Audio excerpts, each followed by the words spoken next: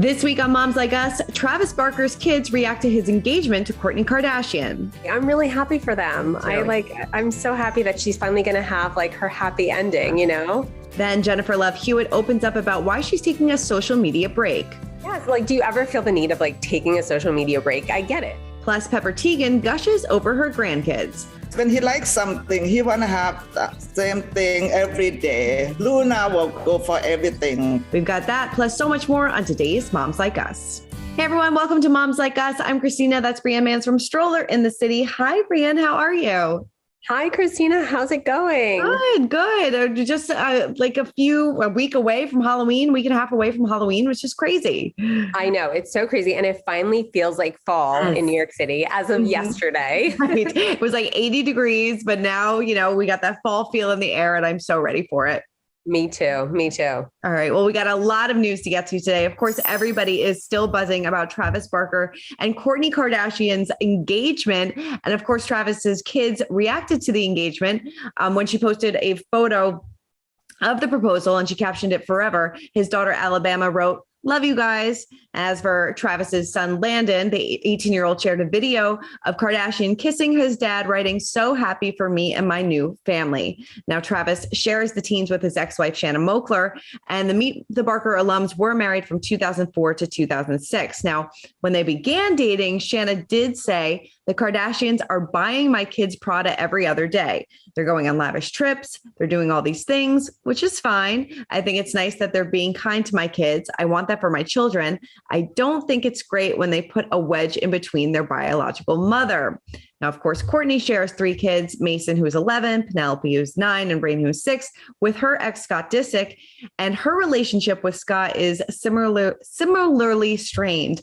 A source told us that outside of co-parenting, Scott and Kourtney's relationship is non-existent. He's really just focused on being there for his kids and spending time with them. A source did tell us that he was kind of really surprised about this engagement and not handling it very well. Yikes. I mean, are you really surprised about the engagement? Because I'm not. No, they have been all over each other, not shy about showing off PDA at all. And she seems really happy and really in love. Absolutely. I'm really happy for them. I'm so happy that she's finally going to have her happy ending, you know? I know. I do feel like everybody should check in on Scott though, because he did propose to her and but she gave him a million chances. She told him what he needed to do. And I guess she didn't feel like he stepped up and did it. And, hopefully that this can become one big modern happy family. I think we're going to see the engagement on their upcoming Hulu series, which of course, Kris Jenner making that happen. Now that there's this whole new chapter of, Kourtney and Travis, which I think is great. Yeah, I'm excited to see an inside look because, we saw the inside look of her and Scott. So now we only see pictures of PDA and all this stuff. So I'm excited to see how the two of them interact with one another. Mm-hmm, totally. Now Kourtney Kardashian, most interesting to look at, as Kim would say. Yes. All right. It's so funny. Well, next up is Married at First Sight star Kourtney Hendrix. She debuted her postpartum look just hours after giving birth to her baby boy on Monday. She wrote, "The boys are asleep and I finally took the hospital gown off. Postpartum hairbrush and outfit change. Now back to bed." Now, I totally get this. When did you finally take the hospital gown off? I think the next I forget. I think the next day or later on that afternoon, because I had Lucas at 9 o'clock in the morning. So I think it actually was the next day. I was so tired. So, but that first shower after you give birth, you're "Oh God, I feel so much better now." Yes, is everything. I feel I couldn't wait to shower. Yes. After. I was get it off me, but she looks great for just giving birth to a baby. And it's so true. You just want to kind of feel like yourself a little bit and, get into fresh clothes and things like that because, the hospital gowns aren't the most comfortable and the most fashionable. Very true. Very true. All right. Well, professional wrestler Ronda Rousey is normalizing breastfeeding. She posted this photo saying, "Motherhood's some badass, primal, beautiful shit that shouldn't be hidden. It still blows my mind that my body assembled this little person, pushed her out, and now makes everything she needs to thrive." So true. I mean, what's the craziest thing that your body did while pregnant or postpartum that made you just completely in awe? I feel like nursing, right? Yeah. Like, I just feel like the fact that we're able to like nurse our children, like I felt like that was like, oh my God, like as much as it was a battle at first, but once you get the hang of it, you're kind of like, oh my God, I'm really doing this. This is amazing. So true. Like, it's funny you say that because I think it was like in the middle of the night last night or even the night before, like, and I've been doing it for a while and I did it with Jana, but you just look down, you're like, wow, like I am like providing all of like the food for this baby to, it's crazy. And and even if you're not breastfeeding, like, it's just amazing that your bodies can just push out this baby and like, there it is. And then it just kind of works its way back to the way it was. It's nuts. It is. It's so nuts. It's so nuts. I mean, you create like a human, like in your belly, like men will never understand that. Never understand. Sorry, they won't. But yeah, it's like an incredible thing. It is. It's an incredible experience. Yes. So next up, amid Pregnancy Loss Awareness Week, Chrissy Teigen is remembering her postpartum journey and shared her candid thoughts via social media. Pregnancy Loss Awareness Week. You say, I know, I feel like I never let you forget it either, but I was going through behind the scenes of cookbook making with Deena Sussman and came across this photo taken soon after losing our little Jack. In the snap, the model lay down on a cozy brown couch, snuggled up in a fluffy blanket as cookbook co-author Deena Sussman scooped a portion of her food into a bowl beside her. As I've said before, I absolutely threw myself into writing quickly to distract from the trauma, the pain, the grief, but not all days were productive. Many were this. Days I felt suctioned to the couch with barely an appetite to even taste our recipe. It was during this time that I truly believed Deena was sent by God herself. When I tell you this book saved me, I only kind of mean that. It was Deena. Love you guys. Like every time I think about her, it's like, I just want to like burst into tears. Like when she talks about this, because she really shared everything during this. And it's just, she's overcome it, but still she's definitely, I'm sure, still struggles with it. Oh, of course. I mean, yeah, she says like, Pregnancy Awareness Week. She's like, I'm living with this every single day. Like, she probably wakes up and thinks about it, but you're right. I mean, she brought everybody in on this journey with her. I mean, I remember those like super intimate photos from her in the hospital, and it breaks your heart. And it's great that she is talking about it because so many women go through something like this. And especially a little bit later on in their pregnancies, it's heartbreaking. My heart goes out to everybody that has to go through this. I couldn't imagine. Yes, I couldn't agree with you more, for sure. All right. Well, speaking of Chrissy, in our mom chat this week, we actually sat down with celebrity grandma, Chrissy's mom, Pepper Teigen, who has an upcoming special called Getting Spicy with Pepper Teigen on the Food Network, which premieres on November 6th. Now, she opened up about bonding over food with her family and which of her grandkids, Miles or Luna, is a picky eater. Take a listen. What kind of dishes are we going to see you making with your daughter and your grandchildren? We make kid favorite traditional that we used to do at home a lot at home. We make fried chicken lap. We something from leftover. We make a corn salad with avocado, sweet corn salad. And ice cream, soft serve, pineapple soft serve for the children.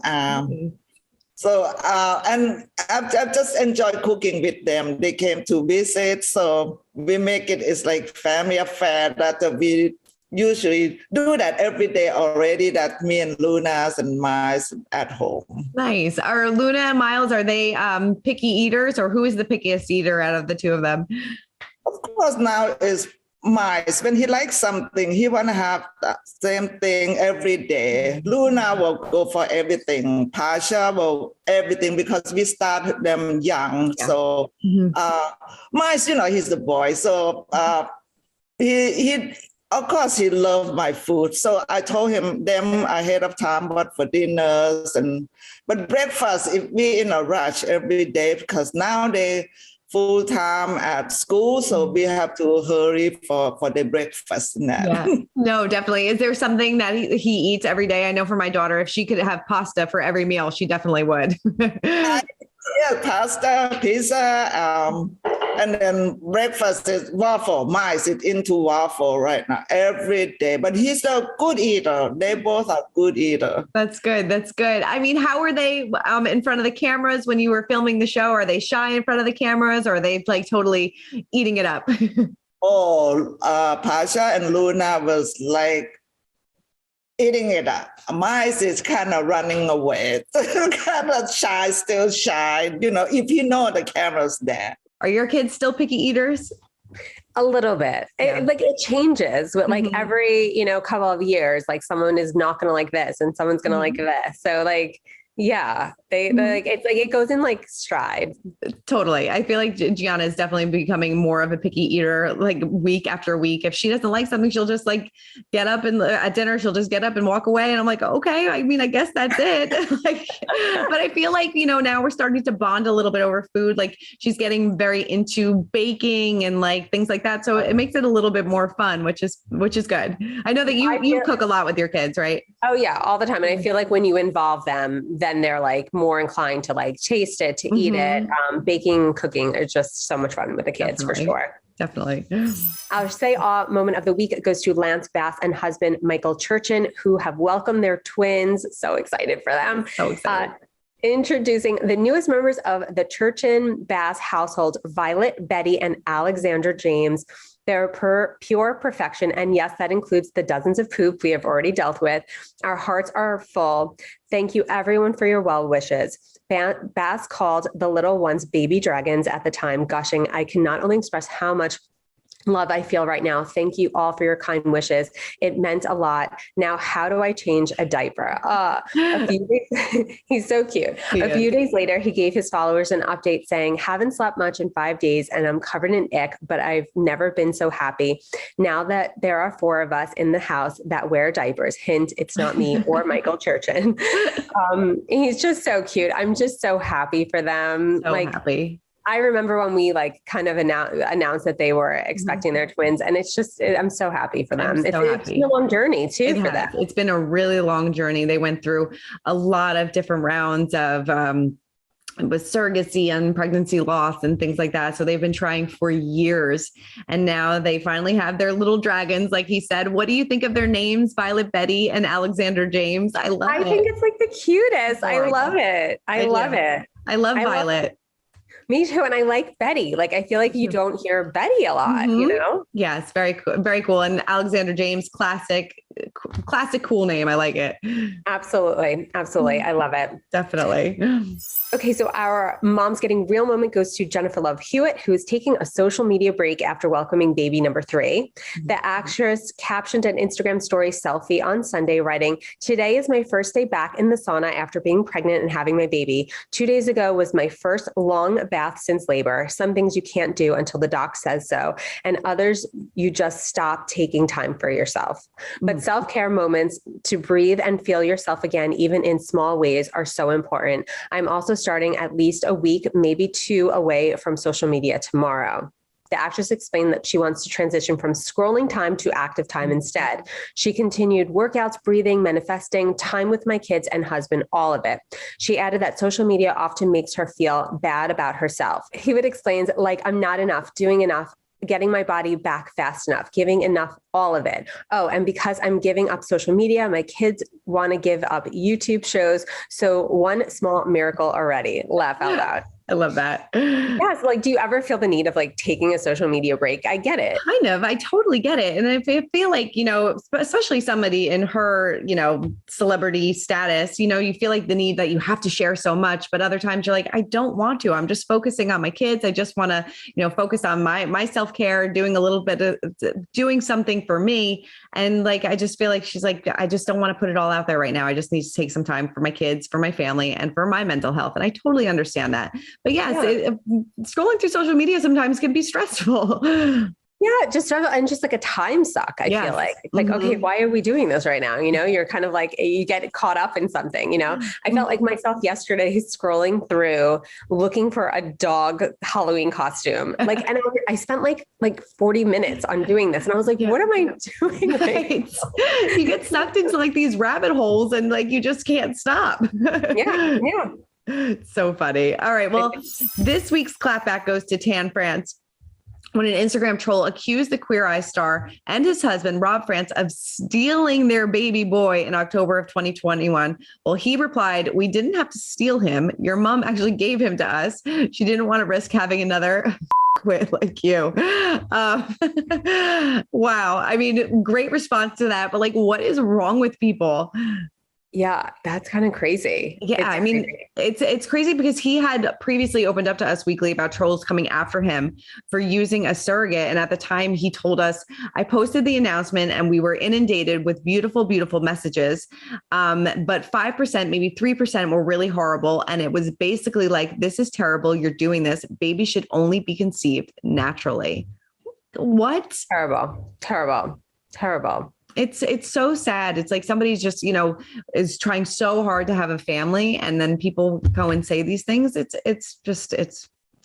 don't understand what's wrong with people. I like that he actually said it's like 3 to 5% because I mean, that's the amount, but I feel like every celebrity, anyone who's in the public eye gets that kind of, it's so sad to me. Like, I just don't understand where these people come from and like, why? And it's like, of course, like millions of people can send you congratulations, but it's those 3 to 5% that like get stuck in your brain too, because that's what you focus on. And like but it's so hard to ignore the haters and just focus on the positive when people are saying something like that. And he's just so excited about having this beautiful baby in his life.